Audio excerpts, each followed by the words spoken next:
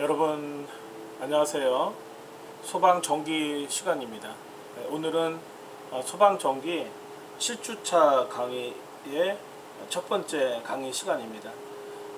오늘은 그 중간고사를 대비하기 위해서 제 3장인 정자계의 내용을 이렇게 진도 나가도록 하겠습니다.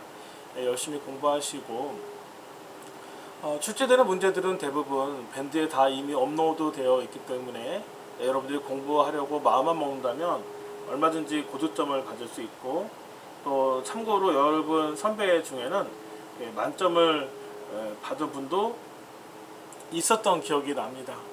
자, 제가 이렇게 하는 이유는 뭐냐면은 여러분들을 공부하게끔 하려고 하는 것입니다. 사실 전기나 기계를 내버려 준다면, 그냥 강의만 쭉 한다면 여러분들은 뭐 처참한 점수를 받을 수밖에 없습니다. 그래서 제가 이제 문제를 내드리고 그 문제에서 이제 중간고사나 기말고사를 내도록 이렇게 하는 것입니다. 공부하신 분들은 분명히 높은 점수를 받을 수 있고, 공부하지 않으면 뭐 이렇게 나중에 F를 받을 수 있는 거죠.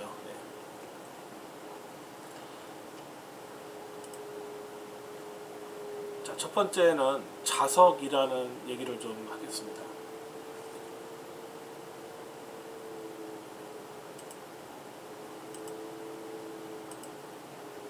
제가 지금 뭘 찾고 있는데요. 무엇을 찾고 있냐면은 연필 찾고 있습니다. 자, 이 부분 빨간색을 우리는 N극 노스폴, 이쪽을 우리가 자유대한민국 있는 쪽을 사우스폴, 이렇게 초록 파란색이지요. 파란색. 그래서 북쪽이 빨간색, 남쪽이 파란색, 이렇게 되는 거죠. 이 자석의 원리입니다. 이 반을 우리가 딱 자르면 될까요? 반을 딱 자르게 되면 N극과 S극이 나눠지나요? N극과 S극은 절대 나눠지지 않습니다. 자르면 바로 여기가 이제 S극 되는 거예요. 또 자르면 어떻게 될까요? 반 딱 자르면 또 여기가 S극 되고, 또 자르면요 여기가 S극 되고, 또 자르면요 여기가 S극 되는 거예요. 그래서 N극과 S극은 영원히 나눠지지 않는다. 근데 이거 어떻게 지우지? 큰일 났어요. 지우는 법을 몰라요. 어떻게 지우지? 지우개가 있는데 지우개 왜 이렇게 조그매? 한 번에 지우는 법 없나요? 아이, 큰일 났다. 지저분하게.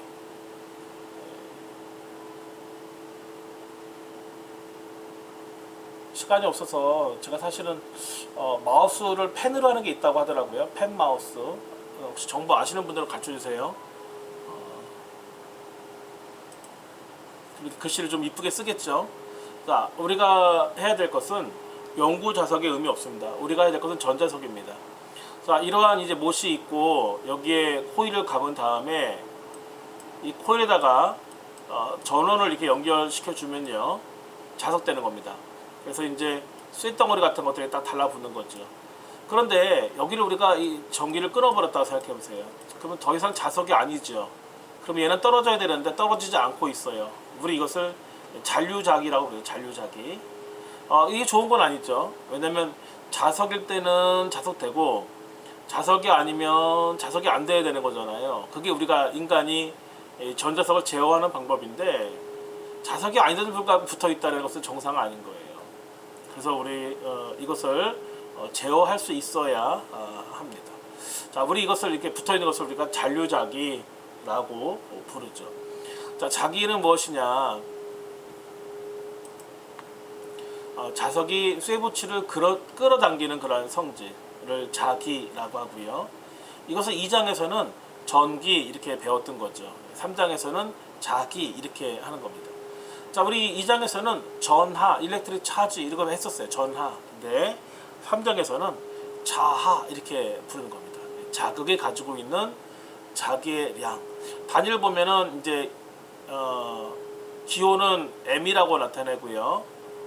그 다음에 단위는 웨버 이렇게 합니다. 그래서 m 웨버 이렇게 부르게 되는 거죠. 2장에서는 전하를 q 쿨롱 이렇게 했었잖아요. 똑같은 내용이에요. 자, 그런데 전극은 플러스와 마이너스가 나눠질 수 있었어요. 그런데 자석은요, N극과 S극은 영원히 떨어지지 않고 붙어만 있습니다. 자, 전하의 전극은 양의 전하와 음의 전하가 있지만 이거 좀 떨어뜨리면 좋겠다, 그렇죠? 이렇게. 자극은요, 반드시 양과 두 개의 극이 함께 존재합니다. 이걸 양과 음이라고 하지 말고 N극과 S극이라고 하면 더 좋겠다, 그렇죠? 예. 자, 자기현상이 무엇이냐 놓고 봤을 때 자석의 N극 주위에 나침판을 놓으면 나침판의 S극이 자석의 N극을 가리키는 그런 현상을 자기현상이라고 합니다. 자석이 있습니다. N극이 있습니다. 그럼 나침판은 이 N극을 무엇이 가르치냐? S극이 N극을 가르치다는 거예요. S극이 N극을 가르치다는 거예요. 왜냐면 N극과 S극은 서로 잡아당기니까. 자, 자석의 성질을 보게 된다면 두 가지 경우를 볼 수 있는데요. 다른 자극, 즉 N극과 S극 이렇게 다른 경우라면 흡입력이 발생해요. 그런데 N극과 N극 같은 자극 또는 S극과 S극 같은 자극이라고 한다면 반발력이 작용합니다. 그렇다면 이제 이렇게 N극과 S극이 있을 때 서로 잡아당기는 힘은 F, 포스는 몇 뉴턴일까를 봤을 때 M1의 자극이 세면 셀수록 M2의 자극이 세면 셀수록 두 자극의 곱에 비례하고 거리의 제곱에는 반비례하는 거죠. 자, 같은 자극이라고 한다면 반발력이 발생하는데 이때 그 반발력의 크기는 얼마나 클까를 봤을 때 N극과 N극의 M1과 M2의 자극의 세기에 비례하고 거리에는 반비례하는 거죠. 자기 유도 현상에 대해서 보도록 하겠습니다. 자, 움직이는 전하 또는 자기 모멘트는 또 다른 움직이는 전하 또는 자기 모멘트의 힘을 작용하는데 이 힘을 자기력이라고 한다. 뭔 소리인지 하나도 모르겠어요, 그렇죠? 이러한 현상 또는 성질을 자기 또는 자성이라고 한다. 자기 유도 나와요. 자기가 뭔지 말씀드리는 거예요. 자화, 자기 유도에 의해 자기적 성질을 가지게 되는 현상. 이 자석에 의해서 못들도 자석과 똑같은 자석의 성질을 갖게 되죠. 이것을 자화라고 하고요. 자기 유도가 무엇이냐? 자석 부근에 못을 놓으면 자석이 달라붙는다. 자기 유도되는 거죠. 자석의 N극 가까이의 못에는 S극이 되는 거죠. 반대는 N극, 또 반대는 붙은 곳은 S극, 또 반대는 N극 이렇게 되는 것이니까 자기 유도. 자기력을 본다면 마그네틱 포스라고 되어 있네요. 자, 자석이 주위의 물질에 대해서 자기적인 힘을 발휘하게 되죠. 자, 특히 N극과 N극 사이에 잡아당기는 힘, 자기력이라고 하죠.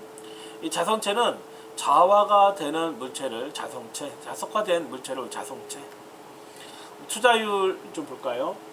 우리가 2장에서는 유전율 이런 거 배웠습니다. 유전율, 입실론 제로는 입실론 S와 입실론 제로가 있다 이렇게 했었죠.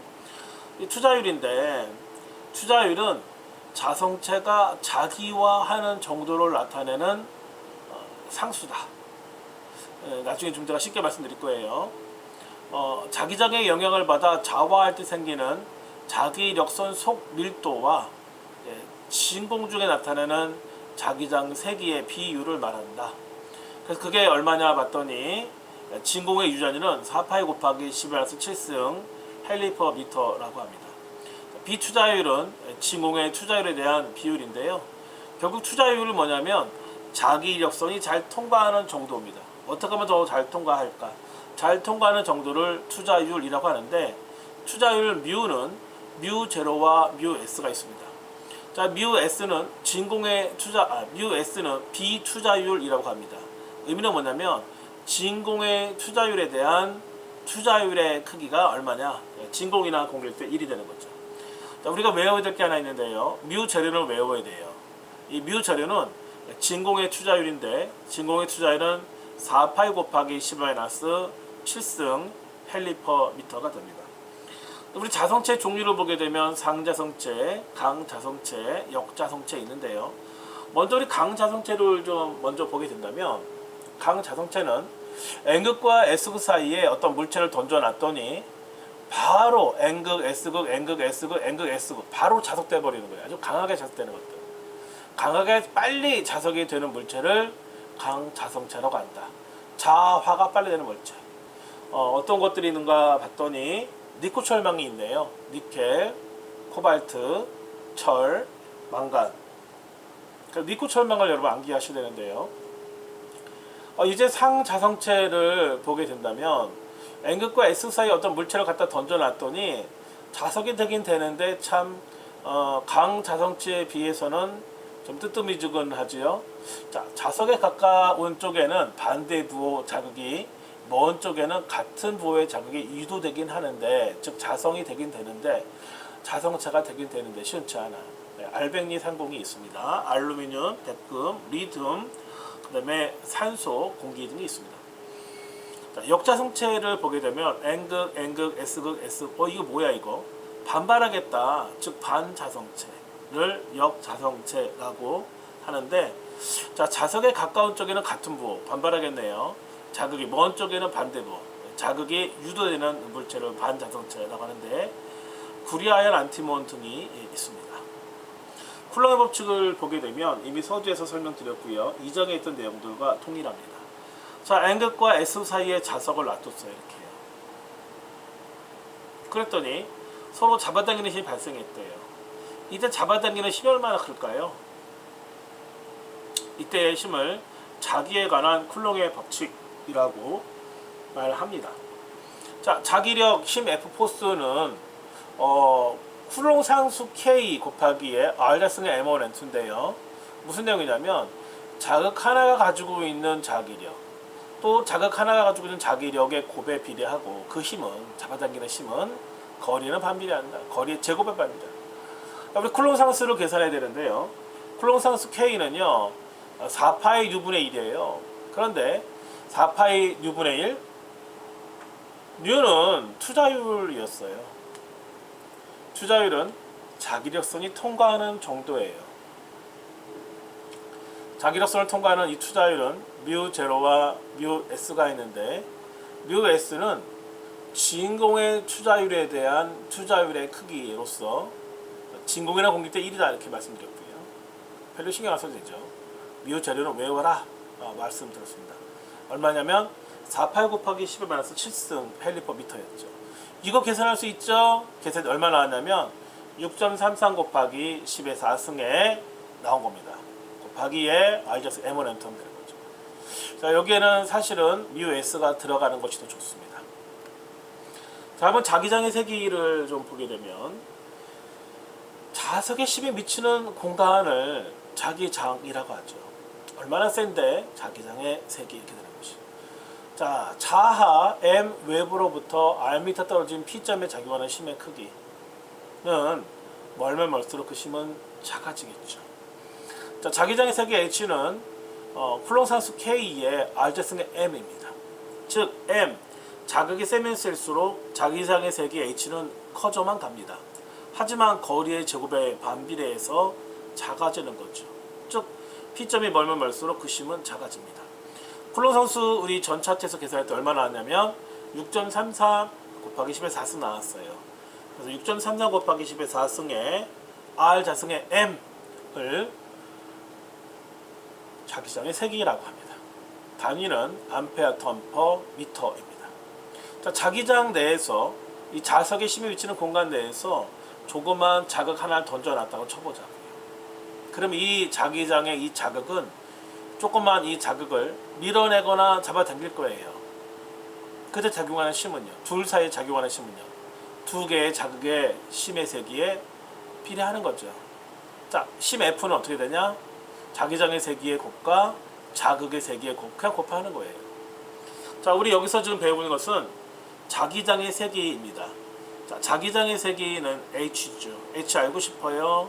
그러면 자기장의 힘을 M으로 나눠주면 되는 거죠. 나눴더니 힘 F는 뉴턴이고 자극의 세기는 웨버죠. 이것은 우리가 여기서 배웠듯이 암페어 턴 퍼 미터였었는데 이것을 계산하니까 뉴턴 퍼 미터, 뉴턴 퍼 웨버 됐네. 결국에 여러분 우리가 여기서 알아야 될 것 하나, 암페어 턴 퍼 미터는 뉴턴 퍼 웨버와 같다가 핵심 포인트가 되겠습니다. 자, 위를 본다면 자기적인 위치 에너지의 차이입니다.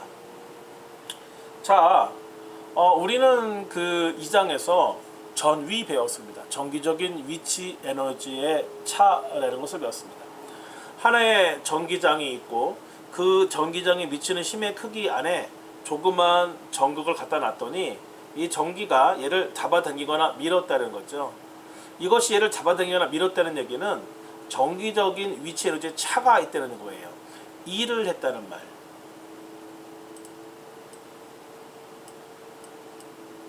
일을 했다는 말의 의미는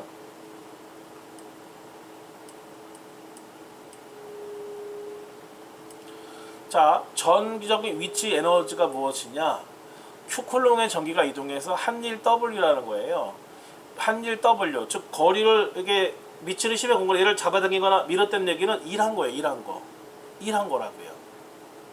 자, 우리 한 일의 단위는 줄이라고 하는데 이를 좀 풀어보게 되면 줄은요 힘을 가지고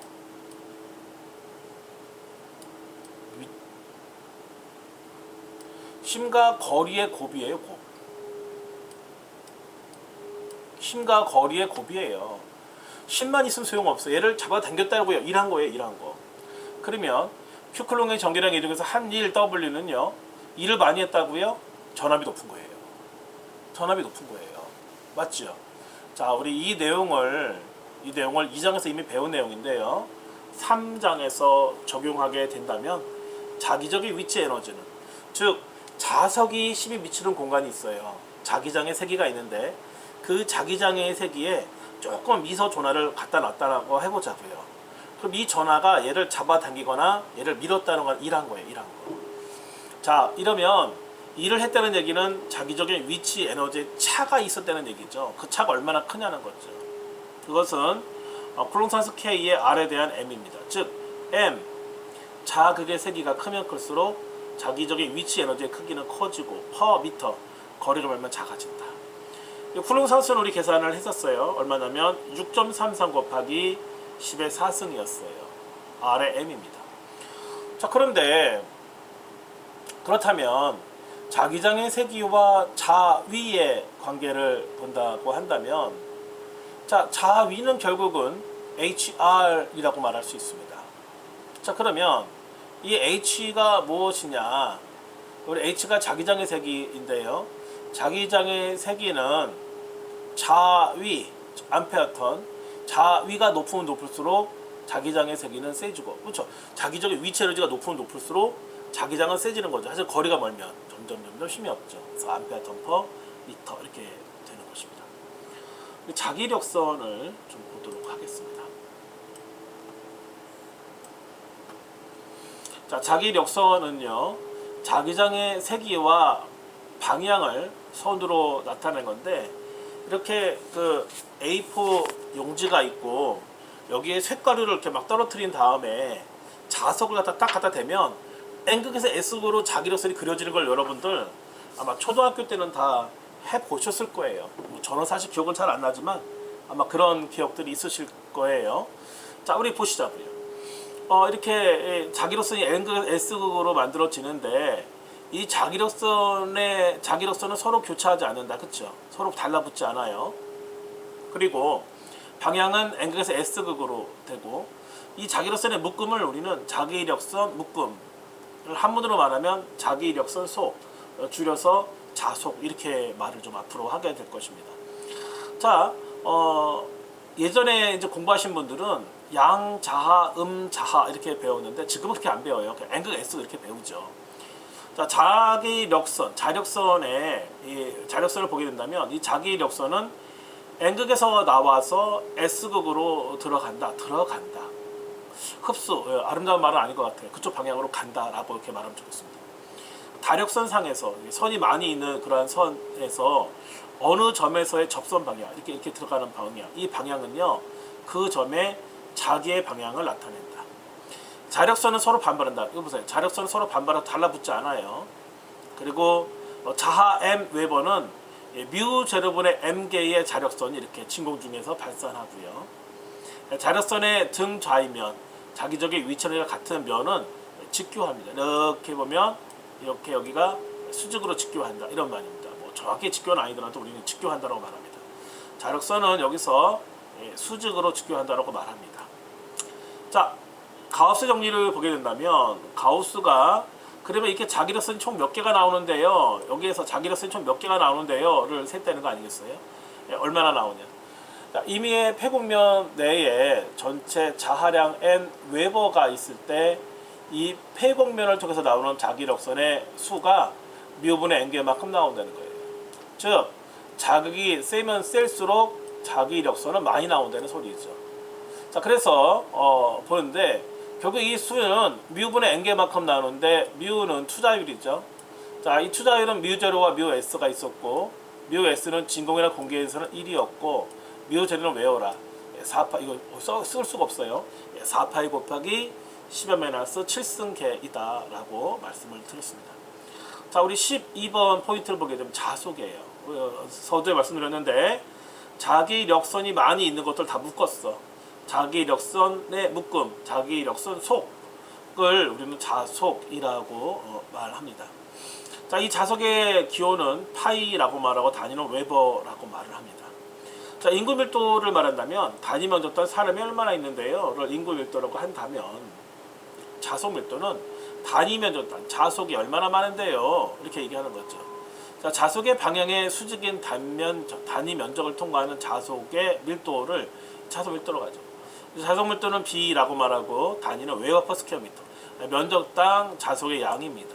자, 자속 밀도 B라고 나타내는데 면적당 자속의 양입니다. 면적 A분의 파이인데 A는요, 이런 단면적은 아니죠. 단위 면적은 9예요. 동그란 9. 그래서 파이 r 제곱은 원의 면적이죠. 지름 곱하기 3.14인데 4를 곱해지면 원의 면적이 되는 것입니다. 자, 자속 밀도와 자기장의 세기에 대한 관계를 보게 된다면, 자, 자속 밀도 B는요, 투자율이 높을수록 자속 밀도는 촘촘해지네요. 왜 그렇죠? 자속 밀도가 투자율이 뭐냐면 자기력선이 잘 통과하는 정도예요. 잘 통과해야지만 자속 밀도는 높아지죠. 자, H 자기장의 세기인데 자기장이 세야지만 자기력선이 많이 나오죠. 자기력선이 많이 나와야지만 자속 밀도는 높아지는 거죠. 그런데 투자율은 뮤0와 뮤s가 있다고 말씀드렸고요. 뮤s는 비투자율이라서 진공의 투자율에 대한 투자율의 크기인데 진공이나 공기 때 1이죠. 자, 뮤s는 외워야 돼요. 4파이 곱하기 10에서 7승이 되겠습니다. 이 비투자율이 큰 물질일수록 자속은 잘 통과합니다.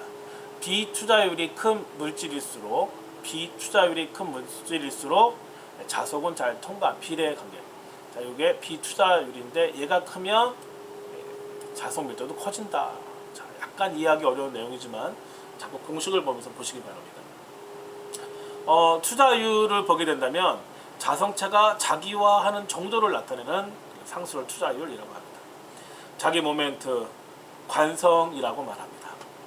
자, 자극의 세기가 플러스 마이너스 m 웨버이고 그 길이가 l 미터 자석에서 자극의 세기와 자석의 길이의 곱을 자기 모멘트라고 하는데, 자, 이 그림을 좀 그리면 좋겠구만. 그림을 좀 그려보면, 자, N극과 S극이 있어요. 자석이 있는데요. 자석이 한쪽은 S극이고요, 한쪽은 N극이라고 쳐보고 가운데 못을 박아서 다른 갭선 돌아가게 만든 거예요. 자, N극과 S극을 잡아당기니까 이렇게 되겠죠. N극과 S극을 잡아당기니까 이렇게 되겠죠, 여러분. 맞죠? 이게 회전하는 거야. 그래서 계속 회전하는 상태가 되는데, 이 회전하는 상태를 우리 관성, 즉 모멘트라고 하는 거죠. 그럼 이 모멘트가 관성이 돌아가는 힘이 가장 크려면 어떻게 되느냐? 이 자극의 세기가 세면 셀수록 M, 자극의 세기가 세면 셀수록 모멘트 커지고요. 이 자석의 길이가 길면 길수록 L, 길면 길수록 모멘트 커지는 겁니다. 이해하셨나요?